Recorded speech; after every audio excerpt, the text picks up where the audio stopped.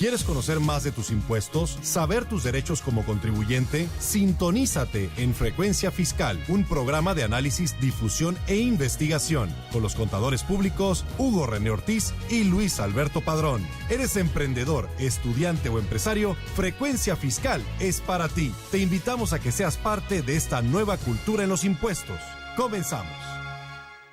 Buenas tardes, bienvenidos a su programa Frecuencia Fiscal. Los saluda el contador público Hugo René Ortiz, transmitiendo a través del 94.9 de FM. Les recordamos nuestros datos de contacto: el teléfono en cabina 8387-0665, nuestro correo electrónico dudas@frecuenciafiscal.com.mx.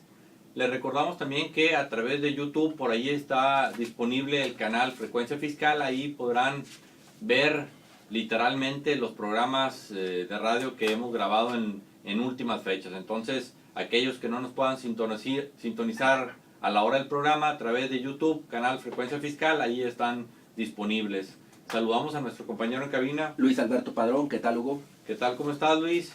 Bien, bien. Y bueno, pues iniciando ahí con varias notas que tienen trascendencia en materia fiscal. Así es, fíjate, Hugo, bueno, pues este es un tema que toma relevancia porque pues ya está a la vuelta de la esquina. ¿Qué es esto? Bueno, pues a partir del 1 de enero del próximo año 2013, bueno, pues el IRS, el equivalente al SAT mexicano, bueno, pues va a exigir a partir del próximo 1 de enero que las instituciones financieras de aquel país y de todas las personas físicas no residentes a las que les paguen intereses, bueno, pues va a solicitar esta información y va a ser compartida, en este caso con 78 países, entre ellos México. ¿Qué va a pasar? Bueno, pues esta información va a cruzar la frontera, va a llegar a México, lo retoma el SAT mexicano y ahora sí va a empezar a cuestionar a esos residentes, por ejemplo, en territorio mexicano, que están teniendo intereses y por lo tanto depósitos e inversiones del lado americano, y cuestionarlos del por qué no los están declarando en territorio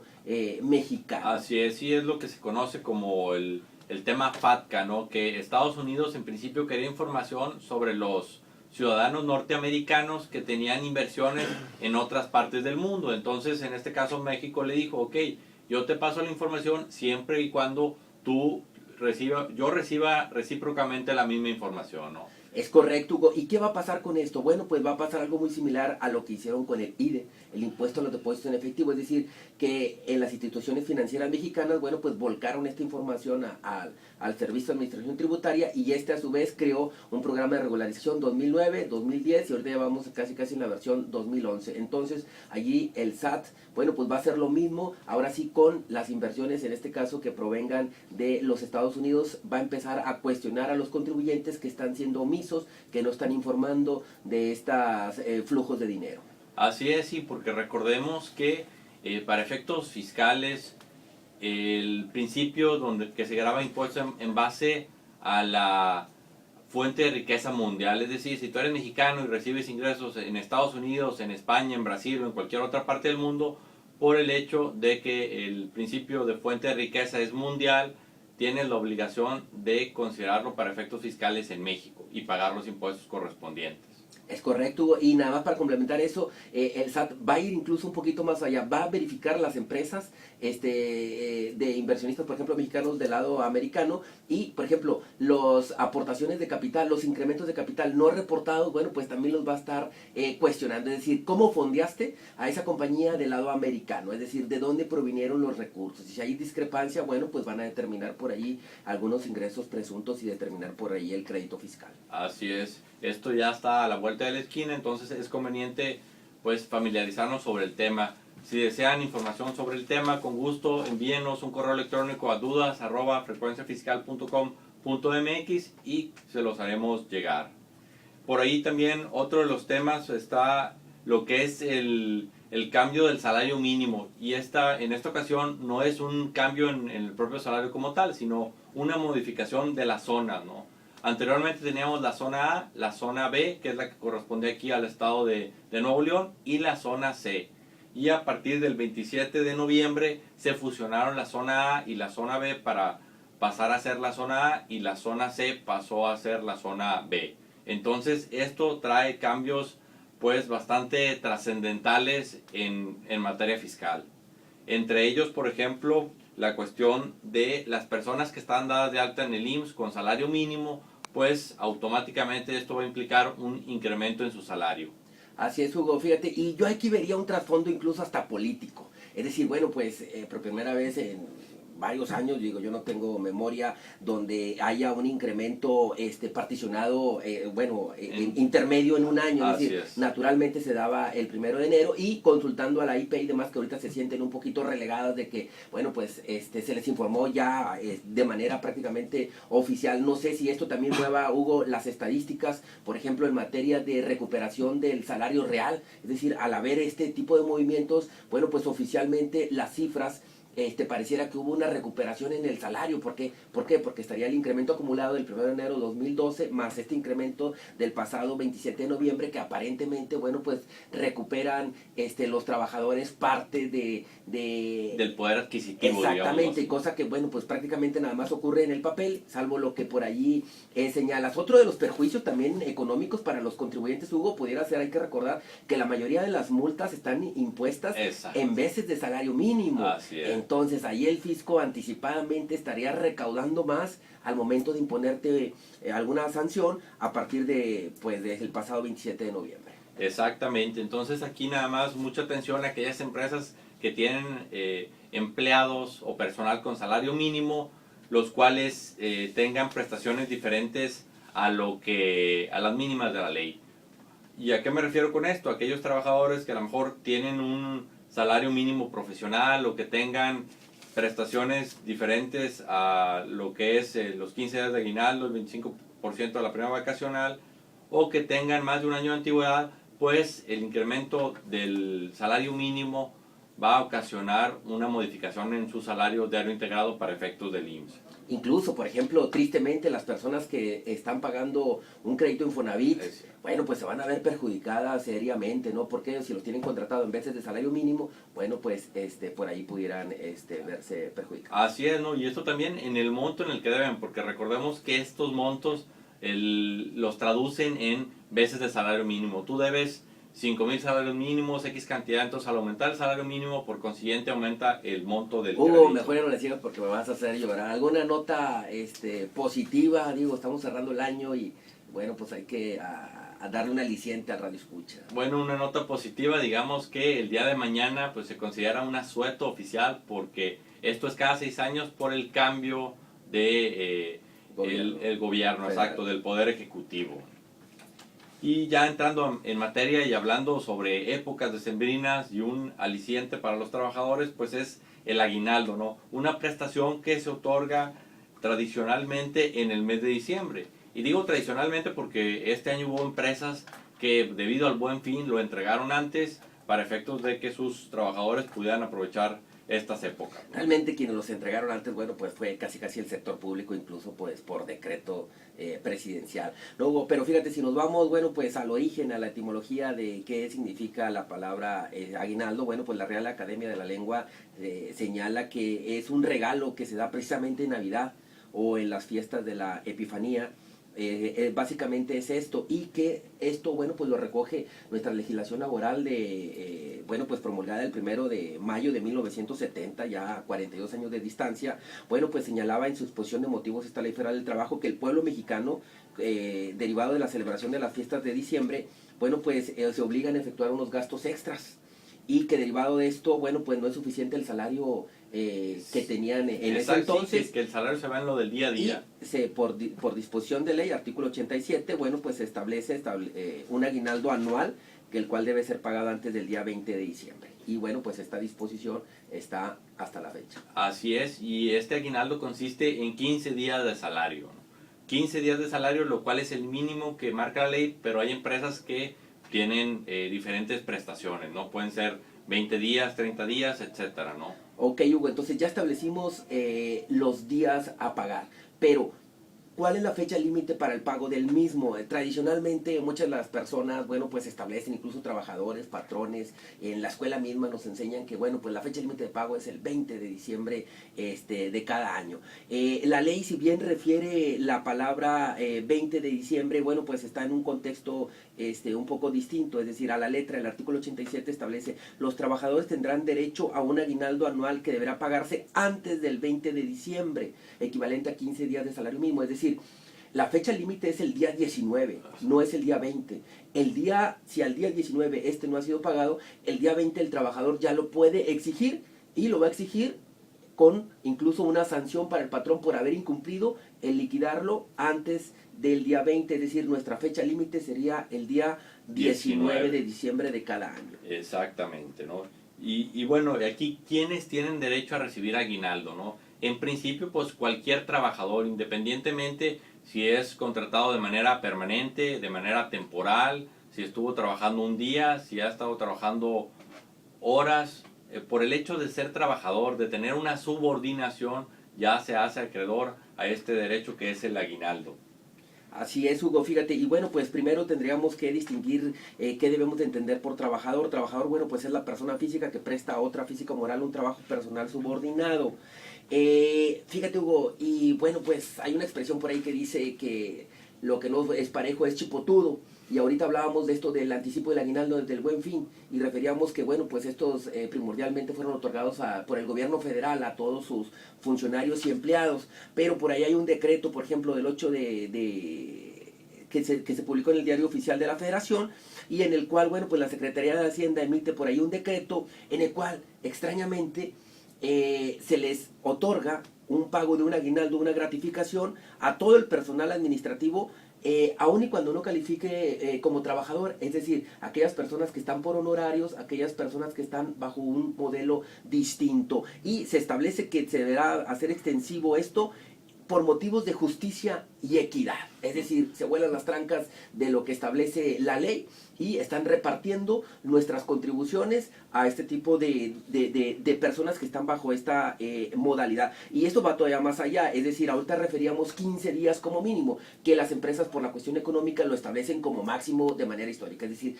el 80-90% de las empresas otorgan 15 días de aguinaldo. ¿Cuánto crees que está otorgando el gobierno federal a estos no trabajadores de manera oficial? No 15, no 20, no 30, 40 días de aguinaldo sin deducción alguna. Y ahorita vamos a ver que en el caso del aguinaldo a los trabajadores, bueno, pues hay que hacerles ahí una exención, si bien trae una exención, pero pudiera haber una retención por concepto de impuestos. Y ahorita algo, relacionado con esto que comentas, a personas que no caen en el concepto de trabajador, bueno, para efectos fiscales, tradicionalmente en la ley de ISR, hay un concepto muy conocido que se llama asimilado a salario, ¿no? Que eso está reconocido únicamente en la ley de ISR y que permite que algunas personas de actividad empresarial o servicios profesionales en ciertos casos tributen como un asimilado a salario. Básicamente es una facilidad administrativa para efectos del tributo. Es decir, que esta persona física que ahorita tú refieres, Hugo, bueno, pues no contrata un contador, no presenta declaraciones mensuales, incluso anuales. Es decir, la persona, el pagador, bueno, pues le sustituye en estas obligaciones y por lo tanto se le retiene un impuesto. Pero aquí se confunde esto de asimilados a salarios y luego, bueno, pues hay personas pseudo trabajadores que bajo esta modalidad intentan evadir el pago de Seguro Social, SAR, Infonavit. Exactamente, así es, sí, porque digamos que se le ha dado un uso incorrecto a esta modalidad de asimilado y como tú lo mencionas, algunas personas que cumplen con todas las características de un trabajador se les maneja como asimilado y por lo tanto, pues de acuerdo a la legislación laboral, al ser asimilado, no tienen derecho a este aguinaldo, más sin embargo, en el fondo sí lo deben de tener. Ahora, por ejemplo, ¿quiénes serían los asimilados de acuerdo a la ley de ISR? Bueno, pues aquellas personas que reciben rendimientos y anticipos, por ejemplo, los honorarios a miembros del consejo, por ejemplo, los honorarios que prestan, esto es el punto, ¿no? Servicios preponderantemente a un prestatario. Pero bueno, pues si hay una preponderancia, quiere decir que hay una dependencia económica y probablemente hay una subordinación y probablemente hay un horario fijo y probablemente hay unas instrucciones. Entonces, pues estamos a todas luces ante una relación laboral. Así es, sí, si recuerdan aquellos que nos han escuchado en programas anteriores, son el tipo de temas que tocamos con el contador Alan Espejo cuando hablamos del salario diario integrado, ¿no? Entonces, por eso es muy importante lo que comenta Luis, el hecho de que si hay o no hay subordinación. Hugo, ya estuvimos, bueno, señalando quiénes tienen derecho. Bueno, pues todos aquellos que estén sujetos a una relación laboral. Ahora bien, ¿quiénes están obligados a pagar? Es decir, todos los patrones. Así ¿Cuáles? es. Bueno, pues vamos a señalarlos. Preponderantemente, bueno, pues las personas morales del régimen general de ley, las personas morales del régimen simplificado, es decir, si estás tributando, por ejemplo, en una empresa avicultora o agrícola, bueno, pues el hecho que estés en un régimen primario, eso no te exime de pagarle aguinaldo a tus trabajadores. También las sociedades cooperativas de producción, las personas morales incluso con fines no lucrativos, en un momento determinado estarían obligados a pagar a sus trabajadores, es decir, así como estás obligado a pagarles un sueldo por en contraprestación a su capacidad laboral, bueno, pues este accesorio, este aguinaldo, también se lo tendrás que pagar, independientemente que el prestatario sea una sociedad no lucrativa. Así es, ¿no? Incluso las personas físicas con actividad empresarial que tengan a su cargo trabajadores también tienen la obligación de pagar lo que es el aguinaldo. E incluso honorarios, arrendamiento, incluso régimen de pequeños contribuyentes, es decir, la modalidad en que estás tributando el ISR propio no te exime de cumplir con la obligación de pagar aguinaldo si tienes trabajadores. Así es, sí, porque recordemos que aquí estamos hablando de la legislación laboral, ¿no? El Básicamente, Hugo, yo creo que la regla sería, si tienes un trabajador, estás obligado a pagarle aguinaldo, independientemente de la modalidad en que estés tributando. Exactamente, así es. Y bueno, ahora pasaríamos a cuántos días de aguinaldo le corresponden al trabajador. Bueno, como decíamos, la prestación mínima que establece la ley son 15 días. Y de ahí, bajo el supuesto que la empresa otorgue 15 días, pues es proporcional al tiempo que haya laborado la persona en el año, ¿no? Ahora, bueno, pues en el caso donde la persona fue puntual y no tuvo inasistencias y demás, no hay ningún problema. Pero luego viene el problema cuando la persona... enfermedades, incapacidades. Fíjate que hay unas tesis y algunas jurisprudencias en donde se reconoce que en caso de incapacidad proveniente de maternidad y en caso de incapacidad proveniente de algún riesgo de trabajo, esos días donde el trabajador, bueno, pues ausentó, bueno, pues fue por ahora sí que una causa justificada y por lo tanto señalan esas tesis aislada que se deberán de computar esos días como si los hubiese laborado. Fíjate, Hugo, yo analizando ese texto, bueno, pues discrepo de la resolución de la misma en contra de de que aquí te está diciendo mira, voy a ponerte un ejemplo bastante dramático, digo, para tratar de entenderlo, a ver si el radioescucha lo logra comprender. Vamos a suponer que un trabajador, por diversas circunstancias, sufrió un accidente de trabajo y está incapacitado los 365 días del año, ¿verdad? Este trabajador gana 100 pesos diarios y por lo tanto ahorita quien lo sustituye en el pago del mismo, ¿quién es? El Seguro Social, bajo el supuesto de que estaba asegurado. Bueno, pues este trabajador tenía derecho a una prima vacacional, tenía derecho a un aguinaldo, vamos a suponer que estaba en su primer año. Y tenía un salario diario integrado de 104.52 pesos. Es decir, el Seguro Social por cada día de incapacidad, ¿cuánto le va a estar pagando? 100 o 104.52 pesos. Los 104.52, que es con lo que está registrado ante el Seguro Social como salario diario integrado. Es decir, ahí automáticamente le está pagando el aguinaldo del mismo. Es decir, este trabajador a lo largo del año no recibiría 36.500 pesos. Es decir, recibiría 38.150 pesos. ¿Por qué? Porque ya el Seguro Social le está cubriendo el aguinaldo y la prima vacacional correspondiente. Es decir, al final del año yo preguntaría a este trabajador que no laboró en todo el año por estar en una situación de riesgo de trabajo, ¿estaría el patrón obligado, de acuerdo a esa tesis? Sí. ¿De acuerdo cuál sería la lógica y la realidad? No. ¿Por qué? Porque el Seguro Social ya le está cubriendo la parte proporcional correspondiente. Yo creo que tendría esto que sufrir alguna aclaración correspondiente. Nada más para profundizar o hacer presión en ciertos comentarios que hizo Luis, porque era mucha información, ahora sí que en muy poco tiempo. Pues lo que Luis quiere decir es que, pues a la hora de haber una incapacidad, el Seguro Social en instancia o en primera instancia sustituye al patrón. Y el pago que hace el Seguro Social es en base al salario diario integrado, el cual ya incluye el aguinaldo. Entonces, cada vez que el IMSS le paga al trabajador, está incluyendo una partecita del aguinaldo. Es correcto. Entonces, si en diciembre la empresa tiene la obligación de pagar el aguinaldo, el trabajador estaría recibiendo 2 aguinaldos en el año. Es correcto. Y es donde Luis dice, oye, pues aquí esto no checa. ¿Por qué? Porque primero no trabajó y segundo ya se lo pagó el IMSS. Entonces, ¿por qué el patrón tiene esa obligación? Bueno, pues ahí está, estimado escucha, si usted está en su calidad de patrón, bueno, y hubo algún trabajador o varios trabajadores pues, por alguna situación, bueno, pues sufrieron alguna incapacidad, ya sea por maternidad y demás, bueno, pues el derecho que le asistiría sería que esos días, de mi muy humilde opinión, bueno, pues no debieran de computarse, puesto que ya está subsanado, es decir, no hay ningún perjuicio económico, esto está totalmente transparente, pueden correr la aritmética, y verán que ya está debidamente Ya está cubierto. incluido, así es. Y bueno, ahí se los dejamos para un tema de reflexión y con gusto alguna duda o comentario sobre el mismo, les recuerdo el correo electrónico dudas@frecuenciafiscal.com.mx, donde con gusto los atenderemos. Fíjate, Hugo, y luego pasa, bueno, ahorita hablábamos del trabajador supuesto de 100 pesos, pero ¿qué pasa cuando esta persona tiene un sueldo variable? ¿Verdad? Entonces gana 100 pesos más variable, a lo mejor puede rondar los 300 pesos y le va muy bien en diciembre y en los primeros meses del año porque es un negocio de temporada. Entonces, híjole, ¿con cuánto lo vas a pagar su aguinaldo? Es decir, si esta persona gana 100 pesos de salario fijo y luego tiene este sueldo variable, que a lo mejor en noviembre, diciembre se subió a 500 pesos. Y dice, oye, con 500, con 100 o con el promedio del último mes o el promedio del último año, ¿no? Y esto obviamente, bueno, pues está regulado dentro de la ley, o sea, no es de acuerdo al gusto, de acuerdo a la situación económica que prevalezca o de acuerdo al acuerdo que lleguen entre patrón y trabajador, porque hay que recordar que el aguinaldo es un derecho constitucional y es irrenunciable, es decir, no se puede pactar una partida menor. ¿Por qué? Porque, bueno, pues este es un derecho ahí al trabajo. Incluso si se llegara a pactar no es válido, ¿no? Y en caso de lo que comentaba Luis del salario diario, pues aquí un ejemplo pudiera ser comisiones, ¿no? Una empresa que tiene un salario fijo más una comisión que depende de sus ventas. Y suponiendo que, como Luis lo menciona, sea un negocio estacional, que en las épocas de sembrina tiene más auge el negocio, aumenta las ventas y por lo tanto la comisión que recibe esta persona.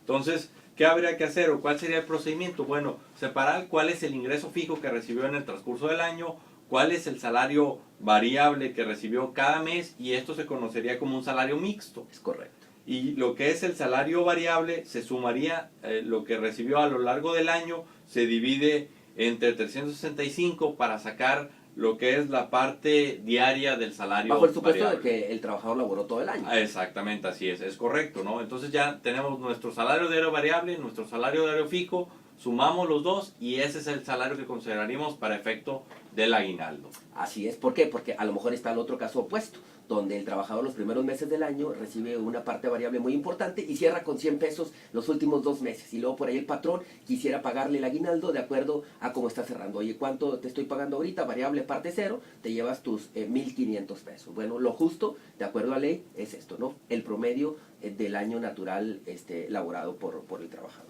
Así es, y aquí esto es importante para efectos de tenerlo presente en el cálculo de la mecánica. Ahora, Hugo, ¿qué pasa si no se liquida el aguinaldo antes del día 20 de diciembre de cada año? Bueno, pues el trabajador incluso puede denunciar y el patrón sería acreedor a una multa de 3 a 315 veces el salario mínimo general de la zona, que ahorita, bueno, pues desafortunadamente se elevaría esa sanción que rondaría desde los 170 pesos aproximadamente, 200 pesos a 20,000 pesos, ¿no? Exacto, sí, esto es importante tenerlo presente y que, como Luis lo menciona, aunque en el medio comúnmente se menciona el 20 de diciembre, de acuerdo a cómo está el texto de la ley, es el 19 de diciembre cuando es la fecha límite. Ahora, ¿se puede pagar el aguinaldo en 2 o más partes?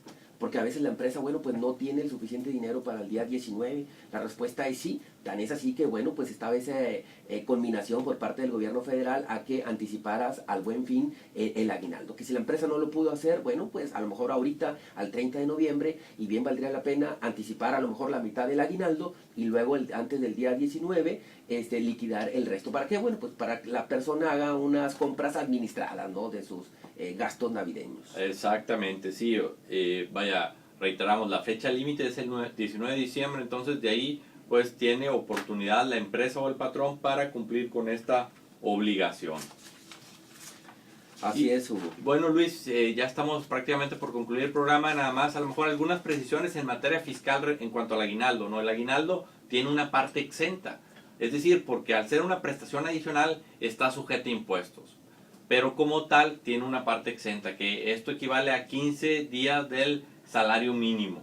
Entonces esto es importante, que dependiendo del salario que tenga la persona va a ser el monto del aguinaldo y eso va a desencadenar una exención. Ahora, hay prácticamente 3 modalidades para hacer el cálculo de la retención del ISR correspondiente, que ahorita nos llevaría a lo mejor un programa adicional. Lógicamente habría que checar, por ejemplo, si está usando un sistema de nóminas, pues tiene preseleccionado un sistema, ¿verdad? Uno de ellos podría, así de manera rápida, el que deriva del cálculo de la tarifa correspondiente. Otra opción pudiera ser hacerle el cálculo anual al trabajador. ¿Por qué? Porque por diversas circunstancias en algunos meses se disparó esta parte variable y la tasa de ISR también se disparó de manera proporcional, pero al fin del año se estabiliza. Entonces por ahí pudiera traer el trabajador un saldo a favor. Entonces, si bien de manera aislada el aguinaldo causaba una retención de ISR, de manera ya integrada, haciendo todo su cálculo anual, pues resulta que el aguinaldo se le pudiera ir sin retención alguna. Esto lo recomendamos ampliamente, realizar este cálculo anual de una vez con sus trabajadores para que vaya en beneficio de los mismos, es decir, lograr estirar al máximo, maximizar esto dentro del marco jurídico